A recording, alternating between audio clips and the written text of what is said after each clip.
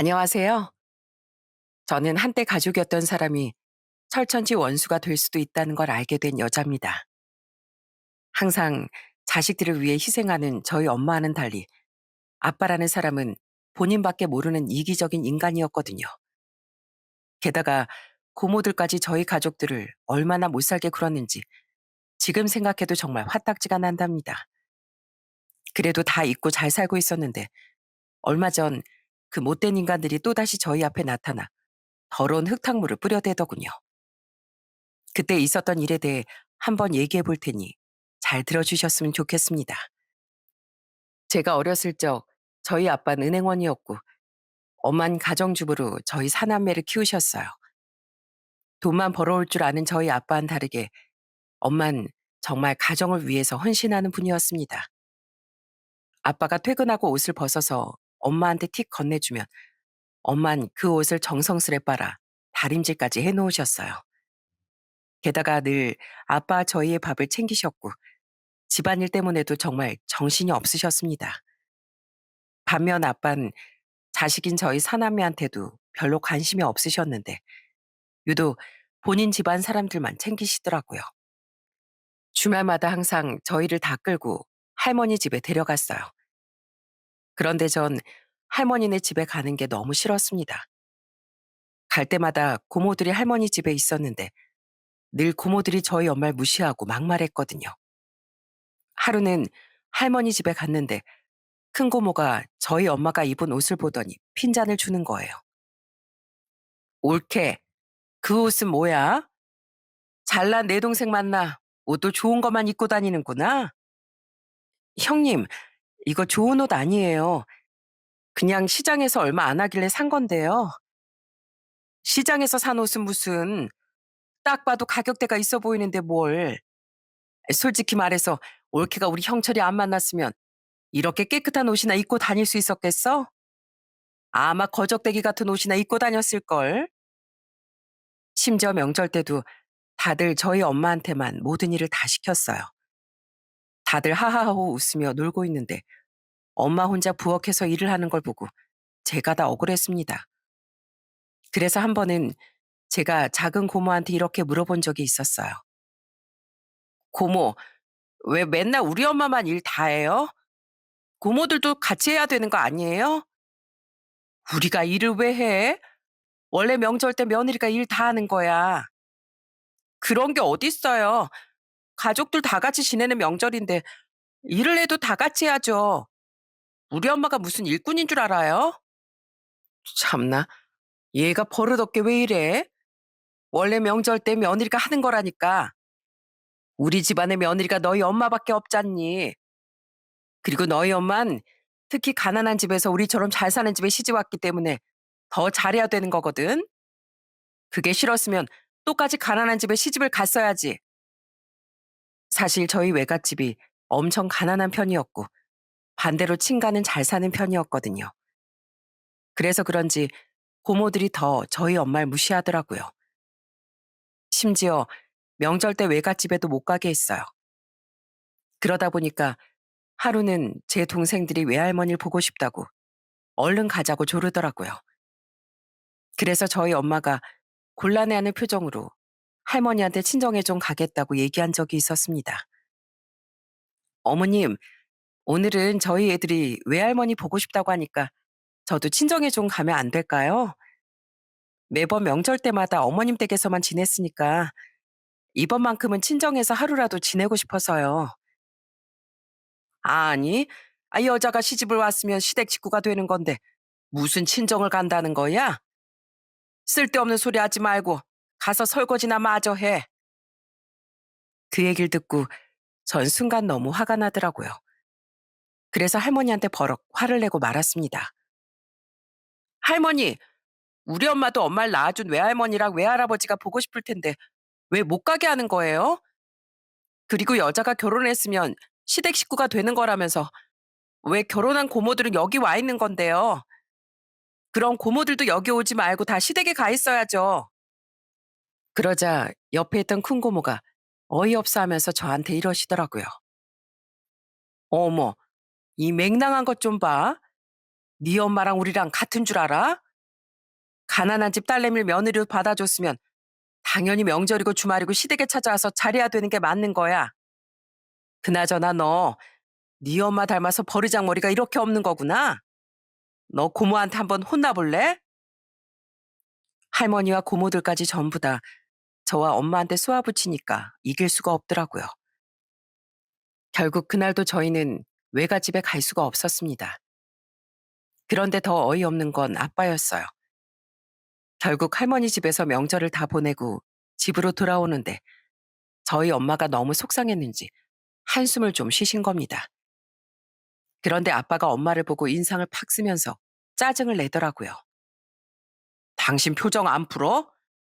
지금 기분 나쁘다고 시위하는 거야, 뭐야? 그럼 기분이 나쁜데 어떡해? 솔직히 말해서 수십 번씩 당신 부모님 찾아뵐 동안 우리 부모님은 몇 번 찾아뵙지도 못했잖아. 내가 아무리 가난한 집 딸내미여도 이렇게 우리 친정 식구들도 못 보고 살아야 돼? 참나, 당신 우리 어머니랑 누나들이 하는 얘기 못 들었어? 원래 여자랑 결혼하면 친정은 있고 시댁 식구들만 챙겨야 되는 거야. 그것도 감수 못할 거면 뭐하러 결혼했어? 아빠가 이런 식으로 나오다 보니 점점 아빠가 더 미워지더군요. 게다가 엄마를 못 살게 구는 고모들도 보기 싫어서 저와 동생들이 할머니 집에 안 가면 안 되냐고 아빠한테 애원을 하기도 했네요. 하지만 그럴 때마다 아빤 오히려 저와 동생들을 보고 버릇없다고 혼내기만 했습니다. 그런데 이렇게 매번 서러운 일만 당하던 저희 엄마한테 또 다른 불행이 찾아오고 말았어요. 제가 중학생 때 저희 엄마가 유방암에 걸리고 말았거든요. 전 엄마가 암에 걸렸다는 사실이 너무 충격적이고 가슴이 아팠는데 못된 저희 고모들은 저희 엄마가 안쓰럽다는 생각도 전혀 안 들었나 봐요. 오히려 아픈 저희 엄마한테 더 막말을 하는 겁니다. 내 그럴 줄 알았어. 올케가 그렇게 욕심이 많으니까 암에 걸린 거야. 그러게 누가 잘 사는 집 아들이랑 결혼하랬어? 올케 수준에 맞게 찢어지게 가난한 남자랑 결혼했으면 이렇게 벌받지 않았을 거 아니야. 고모, 그게 도대체 무슨 말이에요? 우리 엄마가 뭘 잘못했다고 벌을 받아요. 세상에서 제일 착한 우리 엄마가 욕심부려서 벌 받은 거면 고모들은 진작에 온갖 병에 다 걸렸을걸요? 고모들이야말로 진짜 욕심 많고 나쁜 사람들이잖아요. 뭐라고? 이게 진짜 버르장머리 없이 뭐 하는 짓이야? 하여간 지 엄마 닮아가지고 주제 파악도 못하고 있네. 전 아픈데도 그런 막말을 듣고 있는 저희 엄마가 너무 안쓰러웠습니다. 그래서 저라도 엄마를 더 챙겨드려야겠다고 생각했어요. 그래서 항암 치료로 힘들어하는 엄마를 위해 죽도 끓여다 드리고 병원에 가실 때도 꼭 같이 갔습니다. 그런데 엄마가 그렇게 아파하는데도 아빠 맨날 술 먹고 늦게 들어오는 거예요. 아빠, 맨날 술만 먹지 말고 엄마 좀 챙겨야 되는 거 아니에요? 우리 엄마 암 환자예요, 암 환자. 아빠가 엄마 보호자인데 어떻게 이렇게 나몰라라 할 수가 있어요? 내가 네 엄마를 챙기든 말든 네가 무슨 상관이야? 이게 머리만 커가지고 아빠한테 완전 대들고 있네. 너, 내가 아빠한테 그딴 식으로 얘기하라고 가르쳤어? 그런데 저희 아빠는 엄마한테 무관심할 뿐 아니라 막말까지 서슴지 않고 했어요. 아픈 저희 엄마한테 집안일이 이게 뭐냐고 소리를 지르고 괜히 아파가지고 병원비만 많이 든다고 엄마한테 막 화를 내는 거예요. 저는 그런 아빠의 모습을 보고 너무 화가 나서 엄마한테 이렇게 얘기했습니다. 엄마, 나 아빠가 너무 싫어요. 맨날 엄마한테 화만 내고 엄마가 아픈데도 걱정도 안 하잖아요. 그냥 아빠랑 이혼하고 우리끼리 살면 안 돼요? 나 아빠 때문에 엄마가 힘들어하는 거 진짜 보기 싫단 말이에요. 진이야, 엄마가 아빠 같은 사람 만나서 너희한테 상처만 주는 거 정말 미안하구나. 그런데 엄만 아무리 힘들어도 너희들 다 결혼시킬 때까진 참아보려고 해. 엄마가 돈이 없으니 너희들을 보살피려면 그렇게 할 수밖에 없거든. 엄만 너희를 위해서라면 뭐든지 이겨낼 수 있으니까 너무 걱정하지 마. 전 저희 때문에 이혼할 수 없다는 엄마의 말에 더 가슴이 찢어지더군요. 그래서 아빠가 어떻게 하든 말든 엄마를 더 보살펴 드려야겠다고 생각했습니다. 그런데 정말 다행히도 제가 대학에 들어가고 나서 저희 엄마가 유방암이 완치가 되셨어요. 비록 지옥 같은 생활은 그대로였지만 그래도 엄마가 더 이상 아프지 않다는 게 너무 기쁘더라고요. 그런데 그 기쁨도 그리 오래가지 않았습니다. 제가 22살 때 정말 충격적인 일이 생기고 말았거든요. 그때쯤 저희 아빠가 집에 잘 안 들어오는 날이 많았는데 알고 보니까 엄마 몰래 애까지 있는 이혼녀와 바람을 피우고 있었던 거예요. 그걸 알게 된 저희 엄만 이성의 끈이 끊어졌는지 생전 처음 듣는 무서운 목소리로 아빠한테 화를 내시더군요. 야, 네가 그러고도 사람이야? 내가 지금까지 너한테 어떻게 했는데 너랑 너네 집 식구들이 날 무시하고 깔보는 거 다 참으면서도 널 그래도 남편이라고 대우해줬잖아. 근데 네가 감히 다른 여자랑 바람을 피워? 어디 할 짓이 없어서 20년 넘게 가족을 위해 헌신한 마누라를 배신할 수가 있어?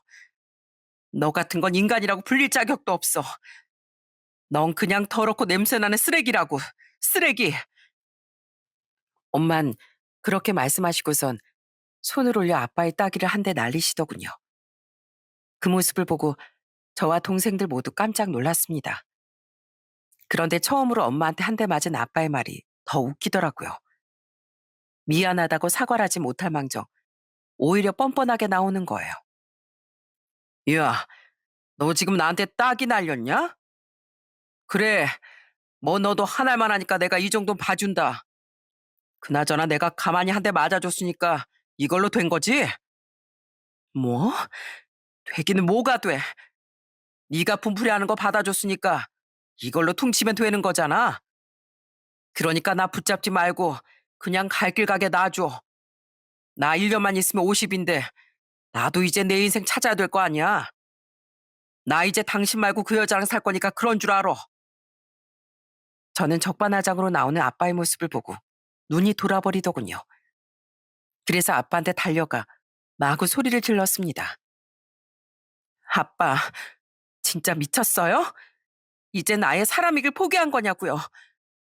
우리 엄마가 그동안 아빠 때문에 얼마나 힘들었는데 고모들한테 그 멸실 당하면서 온갖 고생을 엄마 혼자 다 했는데 어떻게 아빠가 이렇게 나올 수가 있어요? 어떻게 이럴 수가 있냐고요. 그러자 제 바로 밑 남동생도 아빠한테 엄청 화를 내더군요. 아빠는 이제 우리 아빠도 아니에요. 아빠가 이렇게 나온 이상 우리도 더는 아빠를 아빠로 생각하지 않을 거라고요. 그러니까 가고 싶으면 가요. 가서 그 아줌마랑 살든지 말든지 알아서 하고 앞으로 우리 볼 생각 절대 하지 말라고요. 알았어요? 그러자 아빤 코웃음을 치며 그냥 가버리더군요. 저는 주저앉아 울고 있는 엄마한테 이렇게 얘기했습니다. 엄마, 이제 아빤 그냥 잊어버려요. 나도 아빠 같은 사람은 내 인생에서 지울 거니까 엄마도 이제 아빤 잊어버리고 새 인생 사시라고요. 아빠가 우리 인생에서 사라지면 오히려 우리한테 더 좋은 거예요. 그래, 진이 네 말대로 저 인간을 그냥 내 인생에서 지워버려야겠다. 진작에 이렇게 했어야 됐는데 이제서야 이렇게 결정해서 너희들한테 정말 미안하구나. 그렇게 저희 엄만 47세 나이에 아빠 이혼하게 되었습니다. 그 후 엄만 동생들을 키우기 위해 혼자 엄청 고생하셨어요. 저는 대학생이었지만 아직 제 동생들은 중학생, 고등학생이었거든요. 엄마 식당에서 하루에 12시간씩 일을 하셨는데 설거지를 하도 많이 하셔서 손에 빨갛게 습진이 생겼어요. 게다가 맨날 어깨랑 허리가 아파서 힘들어 하시더군요. 게다가 제 동생들을 다 대학에 보내려면 식당에서 버는 돈으론 모자라다며 일주일에 딱 하루 쉬는 날에도 전단지 돌리는 아르바이트를 하셨습니다. 한겨울에 추운 길거리에 서서 전단지를 돌리는 엄마가 너무 안쓰러워 제가 같이 도와드리기도 했답니다. 엄마, 이만큼은 제가 돌릴 테니까 조금만 하고 들어가세요. 쉬는 날도 없이 맨날 이렇게 일하시면 큰일 나요. 아무리 암이 완치됐다고 해도 건강 관리는 계속 하셔야 되는 거잖아요. 아유, 엄만 괜찮으니까 이리 줘. 내가 내 자식들 위해서 이 정도도 못하겠니? 저희 엄만 돈 아낀다고 옷 한 벌 안 사 입으시고 웬만한 감기 같은 걸론 병원에도 안 가시더라고요. 엄마, 기침을 이렇게 하는데 병원에 좀 가보셔야 되는 거 아니에요? 지금 며칠째 기침이 나아지긴커녕 더 심해지고 있잖아요. 아니야. 이 정도는 따뜻한 물 많이 마시면서 며칠 있으면 금방 괜찮아져. 겨우 이 정도로 병원 같은 데 안 가도 돼. 저희 엄만 자식들을 위해 본인이 힘드신 건 생각도 안 하고 엄청 희생을 하시더군요. 그래서 저도 엄마에게 조금이나마 힘이 되었으면 좋겠다는 마음으로 아르바이트를 해서 생활비를 보탰습니다. 그런데 저희가 이렇게 힘들게 사는 동안 아빤 그 아줌마랑 재혼해서 잘 사는지 연락 한 통이 없더라고요. 그렇게 저희 엄마의 희생으로 제 동생들도 다 대학을 졸업해 각자 직장에 취업하게 되었습니다. 저 역시도 평범한 직장에 다니며 열심히 살았어요. 그러다가 시간이 흘러 제가 30대 중반이 되었을 때 지인의 소개로 경찰관으로 일하고 있는 남편과 결혼을 하게 되었습니다. 결혼식 날 저보다도 한복을 곱게 입고 계시는 저희 엄마가 더 예뻐 보이더라고요. 우와, 누가 보면 오늘 엄마가 신부인 줄 알겠어요. 역시 우리 엄마 나이 먹었어도 참 곱다니까. 그런데 긴장하면서 신부 대기실에 앉아있던 도중 정말 뜻밖의 불청객이 나타나게 되었습니다. 제가 결혼하는 걸 어떻게 알았는지 저희 아빠가 고모들까지 대동해서 결혼식장에 찾아온 거예요. 그런데 세상에 제 결혼식에 왜 왔는 줄 아시나요? 제 결혼을 축하해주기 위한 게 아니라 축의금을 가져가려고 왔더라고요. 그런데 혼자 오면 쪽수가 안 되니까 일부러 고모들을 대동해서 온 것 같았어요. 아유, 우리 딸 결혼 축하한다. 그나저나 축의금은 저쪽에서 가져가면 되지. 내가 그래도 예전에 뿌린 게 있으니 받을 건 받아가야지. 뭐라고요? 받을 건 받아간다고요? 괜히 제 결혼식에 똥물 뿌리지 말고 당장 나가요. 여기가 어디라고 초대도 안 했는데 찾아와요? 신부 대기실이 소란스럽자 밖에서 하객을 맞이하고 있던 저희 엄마가 신부 대기실로 들어오시더군요. 엄만 아빠 고모들을 보자마자 크게 화를 내셨습니다. 너희들 뭐야? 버러지 같은 것들이 어디 우리 딸 결혼식을 망치려고 해? 너희들 당장 안 나가? 당장 나가라고! 그러자 큰 고모가 코웃음을 치며 저희 엄마한테 이러더군요. 뭐? 우리 보고 당장 나가라고? 이야, 예전엔 우리한테 찍소리도 못하더니 올케도 나이 먹었다고 많이 컸나 보네. 많이 크기 누가 많이 커? 원래부터 키는 내가 너희들보다 컸어. 이 땅딸만한 난쟁이 똥자루들아. 그리고 내가 저 인간이랑 이혼한 지가 언젠데 올케 무슨 올케야? 이 무식한 것들이 아직도 형님 행세하고 싶어서 자빠졌나 보지? 뭐라고? 이게 진짜 미쳤나? 야, 우리 형철이가 너 같은 거랑 20년 넘게 같이 살아줬으면 고마운 줄 알아야지. 어디서 큰 소리야? 고맙긴 개뿔. 저 인간한테 고맙다고 할 바엔 길바닥에 기어다니는 개미한테 고맙다고 하는 게 낫겠다. 너희들 내 딸 결혼식 망치지 말고 당장 여기서 꺼져. 경찰 부르기 전에 당장 꺼지라고. 결국 저희 외가 친척들까지 다 나서서 아빠 고모들을 결혼식장 밖으로 쫓아내버렸어요. 바람나서 처자식 다 버리고 간 주제 축의금 받겠다고 고모들까지 데리고 제 결혼식에 찾아온 게 너무 어이가 없더군요. 원래도 아빠가 너무 싫었지만 아주 치를 떨 만큼 더 싫어졌습니다. 그래도 그 인간들이 쫓겨나고 나니 다시 평화로운 분위기 속에서 결혼식을 무사히 치를 수 있게 되었어요. 그렇게 남편과 결혼한 후엔 정말 행복한 결혼 생활이 펼쳐졌습니다. 저희 남편이 저희 엄마한테 무척이나 잘했거든요. 신혼여행을 다녀와서 친정에 갔을 때 남편이 저희 엄마한테 이러는 겁니다. 충성! 앞으로 저 큰사위 정영주는 어머님한테 평생 충성하겠습니다. 뭐? 충성? 아유, 아이 군인도 아닌데 무슨 충성이야. 꼭 군인만 충성하라는 법 있나요? 존경하는 사람한텐 누구든지 충성할 수 있는 거죠. 그래서 말인데 앞으로는 제가 어머님의 든든한 사위가 될 테니까 저만 믿어 주십시오. 제가 친아들처럼 정말 잘하겠습니다. 저희 엄마가 식당 일을 오랫동안 하시는 바람에 무릎과 어깨가 안 좋으셨는데 남편은 직접 다리랑 어깨도 주물러 드리더라고요. 아이고, 우리 사이가 소나기 힘이 되게 세네. 자네가 주물러 주니까 몇 년 동안 있던 근육통이 싹 사라지는 느낌이야.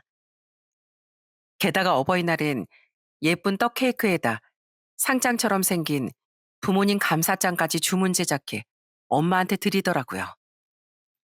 위 어머니께선 한평생 가족을 위해 헌신하셨으며 항상 따뜻하고 깊은 사랑으로 아껴주시고 든든한 버팀목이 되어주셨습니다. 어머니 아낌없는 사랑에 감사 존경의 마음을 담아 감사장을 드립니다. 항상 건강하세요. 사랑합니다. 사랑스러운 자식들과 사위 일동. 저희 남편이 가족들 다 있는 데서 그 감사장을 읽으니까 제 동생들이 손뼉까지 치면서 좋아하더군요. 이야, 역시 우리 형부 멋지다. 엄마, 우리 형부 덕에 진짜 든든하죠? 우리 언니가 진짜 남편감 하나 잘 얻었다니까요. 그러니까 말이야. 나도 나중에 결혼해서 우리 매형 같은 사이가 돼야 되는데 잘할 수 있을지 모르겠네. 매형, 저 앞으로 매형을 롤모델로 삼고 본받아야겠어요. 솔직히 매형 같은 사이 별로 없잖아요. 그런데 남편뿐만 아니라 저희 시부모님도 저한테 엄청 잘해주셨어요. 결혼하고 처음 시댁에 식사하러 갔는데 결혼 전에 갔을 때와 다르게 밥그릇이랑 물컵이 다 바뀌어 있는 거예요. 그래서 제가 그릇을 새로 사셨냐고 시어머니한테 여쭤봤더니 옆에 있던 시누이가 대신 대답을 하더라고요. 새언니, 그거 새언니 때문에 싹 다 바꾼 거예요. 우리 엄마가 앞으로 새언니 우리 식구 되면 밥 먹으러 자주 올 텐데 그릇이라도 예쁜 걸로 해주고 싶다면서 저 데리고 가서 제일 좋아 보이는 걸로 사온 거 있죠? 원래 우리 엄마 이런데 돈 쓰는 사람 아닌데 새언니가 우리 식구 된 게 좋아서 그러시나 봐요. 어머, 그게 진짜예요? 어머님, 저 예쁜 그릇에 담아 먹으라고 그릇까지 사시고 정말 감사해요. 제가 어머님 마음 생각해서 밥 더 맛있게 먹을게요. 한 번은 제가 시어머니 머리에 새치가 있길래 염색약을 사다가 염색을 해드린 적이 있었어요. 그랬더니 시어머니가 거울을 보고 사진을 엄청 찍으시는 겁니다. 어머님, 무슨 사진을 그렇게 많이 찍으세요? 혹시 제가 염색해 드린 게 마음에 안 드세요? 아니, 그게 아니라 세아가 네가 염색해 준 게 너무 마음에 들어서 내가 주변 사람들한테 자랑 좀 하려고 그러지. 세상에 넌 직업이 미용사도 아닌데 어쩜 이렇게 깔끔하게 염색을 잘하니? 아, 제가 예전부터 저희 엄마 염색을 많이 해드렸거든요. 저희 엄마가 미용실 가는 건 비싸다고 안 가시려고 해서 제가 집에서 직접 다 해드렸어요. 그런데 어머님 마음에 드신다고 하니까 저도 너무 기분이 좋네요. 게다가 저희 시아버지도 혼자 계시는 저희 엄마가 걱정된다며 이것저것 많이 챙겨주셨어요.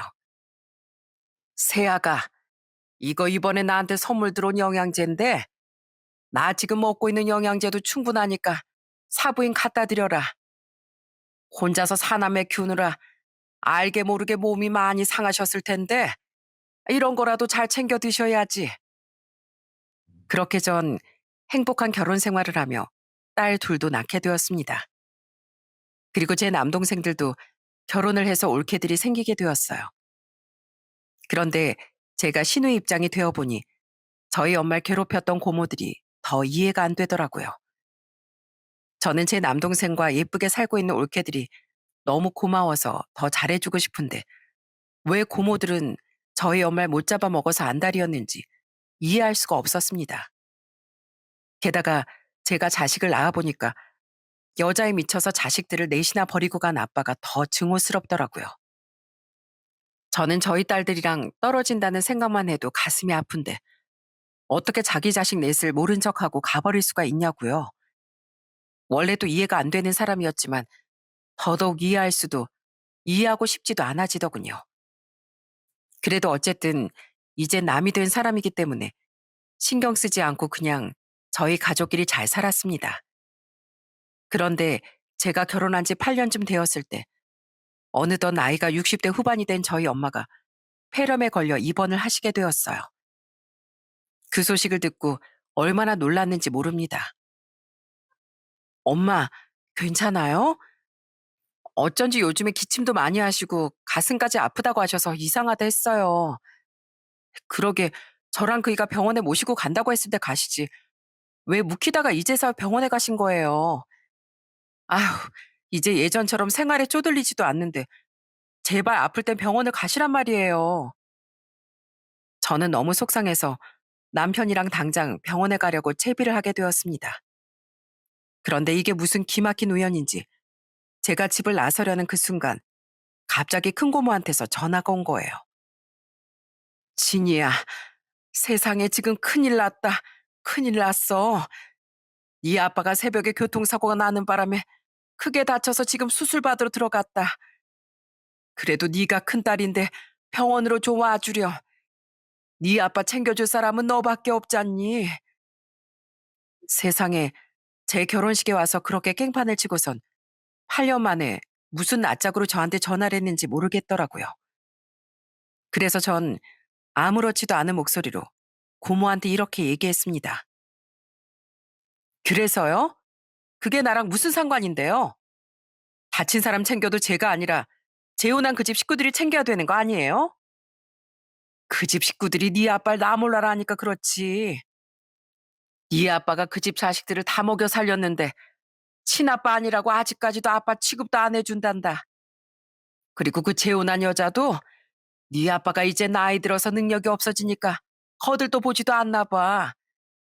네 아빠 지금 저렇게 크게 다쳐서 입원했는데도 그 집 식구들 한 명도 찾아오지도 않더라고.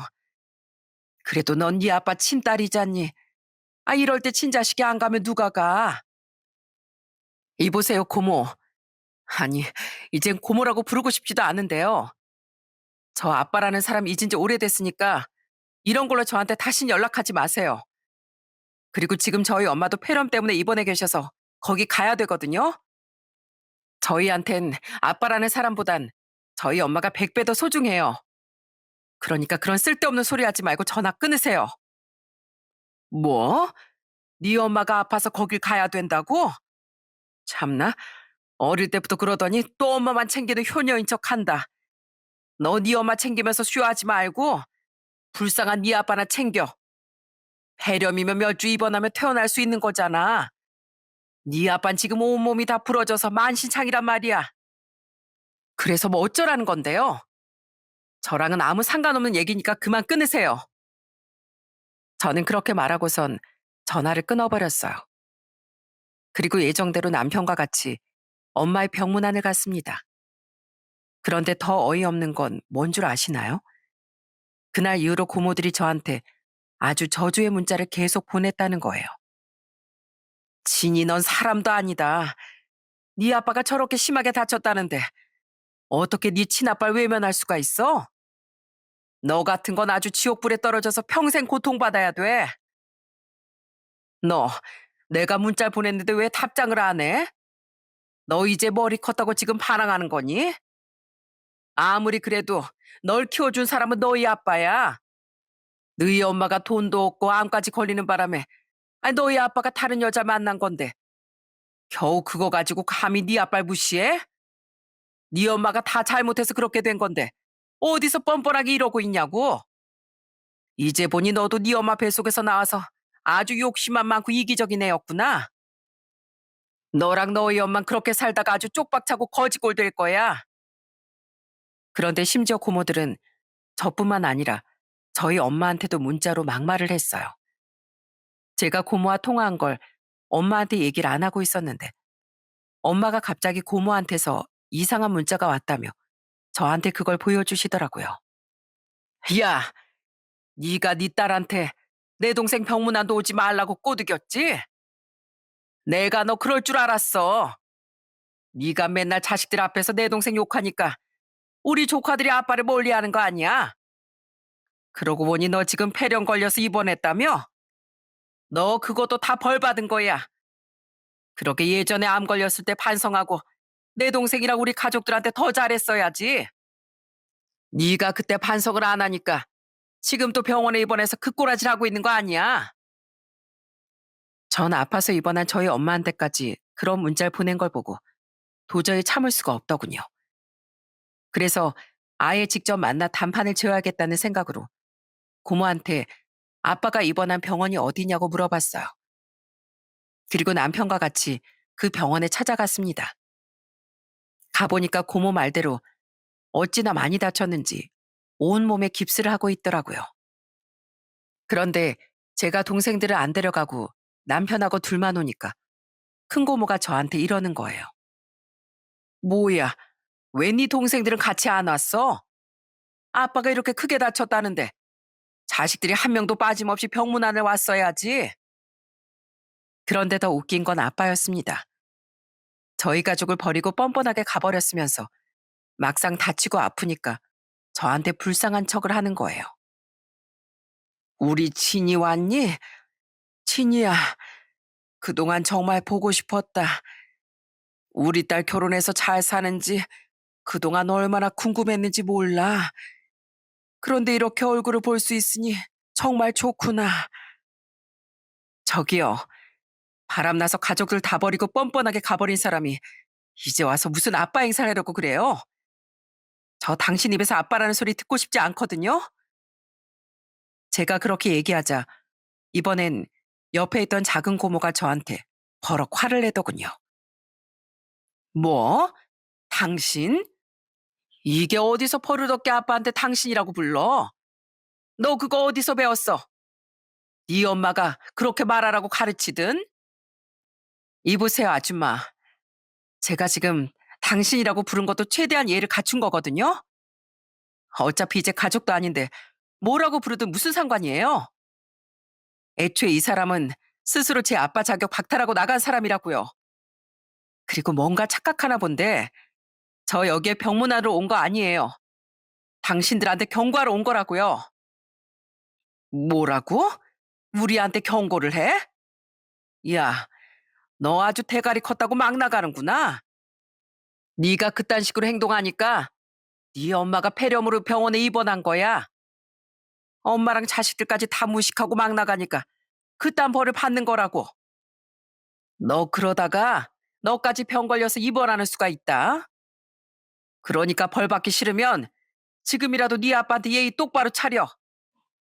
그런데 그때였어요. 옆에서 가만히 듣고 있던 저희 남편이 한 발자국 앞으로 나서더니 고모들한테 이렇게 얘기하더군요. 안녕하십니까? 전 여기 있는 서진이 남편이자 땡땡 경찰서 소속으로 일하고 있는 경찰입니다. 제가 확인해 보니까 저희 와이프랑 장모님한테 이상한 문자를 많이 보내셨던데요. 그간 보내셨던 문자 내용과 지금 하신 발언으로 모욕죄와 명예훼손죄로 고소하겠습니다. 그렇게 심한 행동을 하셨으니 당연히 그 정도는 각오하셨겠죠? 뭐야, 가족끼리 무슨 고소를 한다는 거야? 자네가 경찰이면 다야? 경찰이든 아니든 사랑하는 제 아내와 장모님이 그런 모욕을 당했는데 가만히 있으면 안 되죠? 그리고 도대체 어딜 봐서 저희가 가족이죠? 제가 결혼하기 훨씬 전에 장모님께서 이혼하셨으니까 저하고는 남 아니신가요? 아니, 아니 그래도 한 번 가족은 영원한 가족이지. 내가 자네 마누라 고모야, 고모. 그런데 어떻게 날 고소한다는 소리를 할 수가 있어? 고소할 만하니까 한다고 얘기하는 겁니다. 혹시 근거가 부족한 거 아니냐고 하실까 봐 말씀드리는 건데 형법 제311조의 모욕죄, 형법 307조의 명예훼손죄가 명백히 규정되어 있어요. 제가 더 자세히 말씀드릴까요? 형법 제311조에 따르면 공연히 사람을 모욕한 잔 1년 이하의 징역이나 금고 또는 200만 원 이하의 벌금에 처한다고 되어 있습니다. 그쪽 분들께서 저희 와이프랑 장모님한테 인격 모독을 하며 심한 말 하셨으니까 당연히 모욕죄에 해당하겠죠. 그리고 형법 307조엔 공연히 허위의 사실을 적시하여 사람의 명예를 훼손한 자는 5년 이하의 징역, 10년 이하의 자격 정지 또는 1,000만 원 이하의 벌금에 처해진다고 되어 있습니다. 다른 환자들이나 병원 관계자들도 다 지나다니는 곳에서 저희 와이프랑 장모님이 잘못해서 벌 받은 거라는 식으로 떠벌리셨으니 당연히 여기에도 해당되겠죠? 저희 남편이 그렇게 얘기하자 아빤 입을 꾹 다물고 고모들은 덜덜 떨기 시작하더군요. 아니, 아이 자네 무슨 말을 그렇게 무섭게 하나. 난 그냥 내 동생이 크게 다쳐서 너무 마음이 아픈데 내 동생이랑 재혼한 가족들이 내 동생을 나 몰라라 하니까 화가 나서 그랬던 거야. 그 인간들도 그딴 식으로 나오는데 친자식까지 지 아빠를 외면하니까 내가 고모로서 열이 받아서 그랬어. 내가 원래 좀 욱하는 성격이라 그랬던 거니까 한 번만 봐주게. 그래, 자네. 나도 내 동생이 아프다 보니까 예민해서 그랬던 거야. 일부러 모욕하고 싶어서 그랬던 건 절대 아니란 말이야. 그러세요? 그런데 제가 들은 얘기하고는 좀 많이 다른 것 같은데요. 저희 와이프한테 들어보니까 저희 장모님 이혼하시기 전에도 20년 넘게 못 살게 구셨다면서요. 게다가 저희 와이프를 자식 취급도 안 하셨으면서 저희 결혼식에까지 축의금 가져가려고 뻔뻔하게 찾아오셨잖아요. 그래 놓고서 이제 와서 화가 나고 예민해서 그랬다고 하면 다 해결이 됩니까? 남편이 그렇게 쏘아붙이자 입을 꾹 다물고 있던 아빠가 그제서야 말을 하더군요. 자네, 내가 미안하네. 내가 그동안 우리 가족들한테 몹쓸 짓을 많이 했어. 근데 나도 이제 나이 먹고 힘이 없다 보니 의지할 사람이 없어서 그래. 내가 내 자식들 아니면 도대체 누구한테 의지를 하겠는가? 진이야, 아빠가 미안하다. 내가 그동안 아빠 노릇도 못하고 너희들한테 상처만 준 거 정말 미안해. 앞으로는 절대 그러지 않을 테니까 아빠 좀 용서해주고 받아주면 안 되겠니? 저는 불쌍한 척을 하면서 저한테 애원하는 아빠를 보고 더 화가 나더군요. 가족을 그렇게 버려놓고서 이제 와서 의지할 데가 없으니까 받아달라고 하는 게 너무 뻔뻔하잖아요. 그래서 전 더도 말고 덜도 말고 마지막으로 딱 한마디 했습니다. 우리한테 아빠라는 사람은 이미 잊혀진 지 오래예요. 당신이 진짜로 가족을 생각하고 우리의 행복을 바란다면 다신 연락하지 마세요. 당신이 없는 삶이 우리한텐 행복이니까요. 아시겠어요? 저는 그렇게 말하고선 남편 손을 잡고 병실문을 나와버렸습니다. 고모들이 저희를 못 가게 하려고 막았지만 남편이 힘으로 쉽게 뿌리치더군요. 나중에 엄마가 입원한 병원에 가서 이 일을 말씀드렸더니 엄마가 엄청 고마워하시더라고요. 아유, 둘 다 잘했다, 잘했어.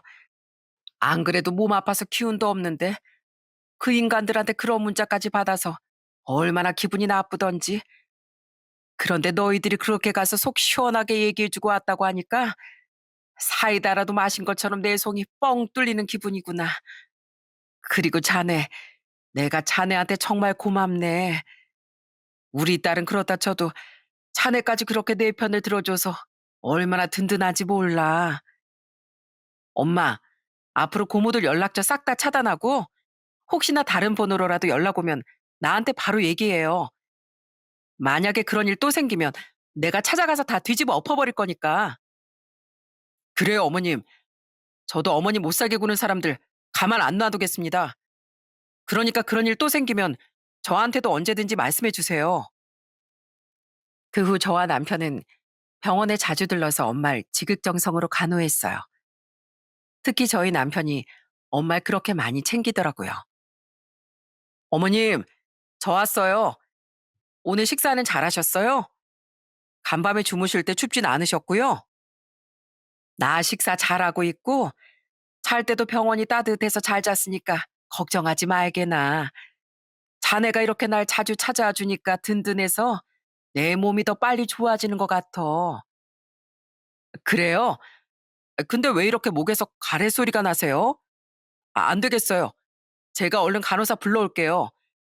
이렇게 가래 생기면 석션으로 빼야 된다면서요. 제 동생들도 자주 와 엄마를 챙기더라고요. 게다가 올케들까지 저희 엄마 걱정을 얼마나 많이 했는지 몰라요. 거의 자식들이 하루가 멀다 하고 돌아가면서 엄마의 간병을 했던 것 같습니다.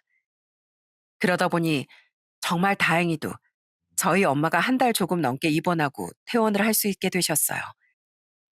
그런데 퇴원 후에도 저희 남편이 엄마를 무척이나 챙겨드리더라고요. 어머님, 찬물 드시지 마시고 제가 따뜻한 물 드릴 테니까 이거 드세요. 괜히 찬 거 드시다가 또 아프시면 안 되잖아요. 어머님도 이제 연세가 있으시니까 감기 하나라도 조심하셔야 된단 말이에요. 게다가 저희 애들은 캐릭터가 그려진 반창골 저희 엄마 목에다가 붙여주면서 이렇게 얘기하더군요. 할머니, 제가 할머니 목에 밴드 붙여드렸으니까 이제 목 아야 하시면 안 돼요? 아유, 그럼. 우리 손주들이 그 예쁜 손으로 이 헬미 목에 이렇게 밴드까지 붙여줬으니까 당연히 아프면 안 되지. 그럼 할미 요즘 무릎도 좀 아픈데 무릎에도 밴드 붙여줄래? 우리 손주들이 붙여주면 할미 아픈 게 싹 다 나을 것 같다. 알았어요. 무릎에도 붙여드리고 어깨랑 허리에도 붙여드릴게요. 그러니까 앞으로는 아프지 마시고 오래오래 사세요. 그렇게 전 그날 일을 잊고 건강을 되찾은 엄마와 좋은 시간을 많이 보내며 지냈습니다. 그런데 그 인간들은 왜 잊을만 하면 자꾸 저희 앞에 나타나는 걸까요? 그 일이 있은 지 1년 정도 지났을 때 제 여동생이 씩씩거리면서 저한테 전화가 온 거예요. 언니, 나 오늘 아빠한테서 연락 온 거 알아? 아니, 진짜 뻔뻔해도 너무 뻔뻔한 거 아니야? 지금 재혼한 그 아줌마랑 이혼하고 쓸쓸히 지낸다면서 나보고 다시 아빠로 받아달라고 하는 거 있지? 그 아줌마랑 결혼 생활하면서 가지고 있던 돈도 다 털려서 지금 빈털털이라고. 글쎄, 나보고 생활비라도 좀 보태주면 안 되니? 뭐라고? 생활비를 보태줘? 참나, 진짜 뻔뻔해도 정도가 있지. 어떻게 너한테 그런 소리를 해? 그래서 넌 뭐라고 했는데? 뭐라고 하긴. 나한테 당신 아빠도 아니니까 전화하지 말라고 했지. 솔직히 말해서 아빠가 바람나서 가버린 게 나 중학교 때였으니까 내 인생에서 아빠 없이 산 기간이 더 길잖아. 근데 이제 와서 무슨 아빠는 아빠야? 근데 언니, 더 웃긴 건 뭔 줄 알아? 내가 나한테 전화하지 말고 고모들한테나 빌붙으라고 했더니 그건 또 안 된다는 거야. 고모들이 말로만 아빠 챙기는 척하지 막상 좀 도와달라고 하니까 전화도 잘 안 받고 멀리한대. 참나, 언젠 자기 동생밖에 모르는 누나들처럼 굴었으면서 이제 와서 자기 동생이 짐이 될 것 같으니까 도와주지도 않나 봐. 그럴 거면 우리 엄마는 왜 그렇게 괴롭힌 거야? 진짜 그 인간들 이해할래야 이해할 수가 없어. 세상에 애까지 딸린 이혼녀랑 바람나서 가정을 버리고 간 사람이 돈만 탈탈 털리고 버림받았다고 하니까 너무 쌤통이더라고요. 게다가 아빠를 그렇게 예뻐하는 고모들까지 아빠를 외면했다는 얘기를 들으니까 아주 삼남매가 이기적인 게 똑같다는 생각이 들더군요. 그 후 아빠가 제 여동생뿐 아니라 남동생들한테도 한 번씩 연락을 했었는데 다들 의기투합해서 안 받아줬어요. 솔직히 그런 아빠를 어느 자식이 받아줄 수 있겠어요? 그래도 전 직접 남편이랑 가서 그렇게 한바탕 하고 와서 그런지 저한텐 연락을 안 하더라고요. 아무리 자기가 버린 자식이어도 들이받으니까 무서웠나 봐요. 저는 그러던지 말던지 그냥 가족들하고만 잘 지내고 있습니다. 지난 가을엔 저희 친정 식구들 다 같이 경남 하동으로 여행도 갔다 왔어요. 거기 가서 청룡리 은행나무라는 걸 봤는데 되게 크고 멋있더라고요. 엄마, 이 은행나무가 600년이나 된 거래요. 그러고 보면 나무들은 이렇게 오래 사는 게 되게 신기하지 않아요? 난 엄마도 600년까지는 아니어도 100년 정도 살았으면 좋겠어요. 그래야 우리 애들 결혼해서 증손주 낳는 것까지 보죠. 아유, 아니 나보고 100살까지 살라고? 생각만 해도 징그럽다 얘. 그래도 내가 우리 손주들 오래오래 보려면 100살까지는 아니어도 최대한 오래 살아야지. 몸 건강히 유지하면서 우리 손주들 대학 가는 것까진 꼭 볼 거야. 가족들이랑 한옥 호텔에서 묵었는데 풍경도 너무 예쁘고 분위기도 고즈넉하니 좋더라고요. 다음 날엔 근처의 사극 드라마 촬영지도 구경했는데 엄마가 얼마나 좋아하셨는지 몰라요. 우와, 여기 오니까 무슨 조선시대로 들어온 것 같다. 진이야, 엄마 여기서 사진 좀 찍어줄래? 배경이 너무 멋있어서 사진 안 찍고 그냥 지나가면 섭섭할 것 같아. 저녁엔 녹차로 음식을 만들어 파는 녹차 한정식 전문집에도 갔습니다. 녹차를 넣어 만든 전도 나오고 녹차 와인도 있더라고요. 밥을 다 먹고 나선 따뜻한 녹차도 주셨는데 얼마나 향긋했는지 몰라요. 제 동생들도 참 즐거워하더군요. 누나, 우리 앞으로는 종종 이렇게 다 같이 여행 다니자. 우리 솔직히 예전엔 집안 형편이 안 좋아서 이렇게 놀러 다니지도 못했었잖아. 그래, 그러자. 그럼 다음번 여행진 너희들이 한번 정해봐. 난 너희들이 정하는 대로 돈 보태주고 따라줄게. 진짜? 아, 진짜 그럴 거지? 그럼 다음번엔 어딜 가야 좋을까? 제주도? 아니면 부산? 아유, 갈 데가 너무 많아서 고르기도 쉽지 않겠네. 그 여행에서 저희 가족들은 얼마나 많이 웃었는지 모릅니다. 예전엔 아빠라는 사람 때문에 참 힘들 때가 많았는데, 이젠 그럴 일이 없으니까 너무 마음이 편하더라고요. 솔직히 저희 엄마가 고모들한테 그렇게 괴롭힘을 당할 때 아빠가 엄마 편을 들어주기만 했어도 저희가 이렇게 아빠라는 사람을 외면하진 않았을 거예요. 그런데 아빠라는 사람이 가족이 고통받고 있는데도 나 몰라라 하고 심지어 여자에 미쳐서 처자식을 다 버리고 갔으니 자식들이 다 등 돌릴 수밖에 없었던 거죠. 게다가 어릴 때 아빠가 커 보이고 무서워서 쩔쩔맸지만 이제는 저희들도 다 성인이 되었으니 초라한 사람으로밖에 안 느껴지더라고요. 지금도 저희 가족들의 기억 속에서 아빠라는 사람은 점점 잊혀지고 있습니다. 아마 가족을 버리고 간 그 사람은 평생 이렇게 행복한 생활도 겪지 못하고 후회만 하면서 살 거예요. 영국의 소설가 찰스 디킨스가 이런 말을 했습니다. 어떤 후회도 한 사람의 인생의 기회를 잘못 사용한 걸 보상할 수는 없다. 제가 생각하기엔 나중에 후회한다고 해도 과거 일을 되돌릴 수 없으니 애초에 후회할 짓을 하지 말라는 뜻인 것 같아요. 저는 이 명언을 듣자마자 제 아빠라는 사람이 딱 떠오르더군요. 20년 넘게 가족들한테 그렇게 상처를 많이 줬으면서 이제 와서 후회하고 받아달라고 해봤자 소용없는 거잖아요. 아마 평생을 후회한다고 해도 저희 가족이 그 사람을 받아줄 일은 절대로 없을 겁니다. 전 어릴 땐 솔직히 아빠랑 잘 지내는 친구들을 보며 부러워했어요. 그런데 이젠 전혀 부럽지가 않습니다. 저한테 너무나도 소중한 제 엄마, 동생들, 그리고 올케들이 있고 항상 저와 저희 가족들을 위해주는 제 남편과 사랑하는 제 딸들이 있잖아요. 가족이 이렇게나 많은데 아빠라는 사람 한 명 없다고 해서 무슨 문제가 있겠습니까? 그래서 전 제 사연을 듣고 계시는 분들께서도 가족 중에 저희 아빠 같은 사람이 있다면 그냥 깨끗하게 내치고 잊고 사셨으면 좋겠어요. 그런 못된 인간한테 연연하느니 남은 가족들끼리 행복하게 지내는 게 훨씬 더 좋은 거잖아요. 그럼 전 이만 제 이야기를 마치도록 하겠습니다. 최근 들어 날씨가 많이 추워졌는데 따뜻하게 입고 감기 조심하세요. 끝까지 들어주셔서 정말 감사합니다.